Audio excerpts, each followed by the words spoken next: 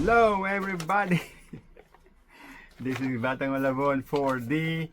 Once again, kamusta na kayo dyan? So, welcome po sa another unboxing. And sa mga nanonood at nagsasubscribe at yung mga hindi pa nagsasubscribe, please don't forget to like, subscribe, share, and hit the notification bell. This is Batang Malabon 4D. Pero, paki-follow nyo rin ang aking TikTok channel. Search nyo lang Batang Malabon 4D. Okay, please lang. Ito na, what's inside the bag? Wala naman siya sa box. Iba naman to yung nakaraan suot ko na yung in-unbox ko, ayun.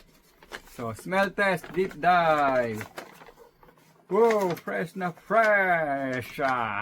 What's inside is, ayan, wala nang laman. Thanks sa mga nag-sponsor pala. Ang dami nag-sponsor. So, nilagay pa nila yung resibo.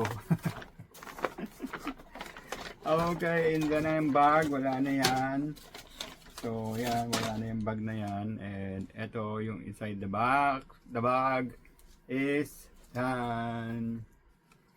Ayan. Ang t-shirt ng Under Armour Project Rock. Amazing! Under Armour Project Rock kasi ano to, nasa parang name siya ni Dwayne Johnson, si The Rock ng WWE. Siya ang ano nito, model. So ayan yung logo ng Under Armour. Inside is Under Armour, yung size. Ayan ang rock, legit rock, Project Rock. Size is medium. So, mamaya susukatin ko, tingnan natin kung anong ang bango, amoy Under Armour. Okay, once again, thank you for watching my vlog. Ang gulo ng kama ko, yun. Kasi nag-aayos ako. Ayan. Diba? Kumot ko yan.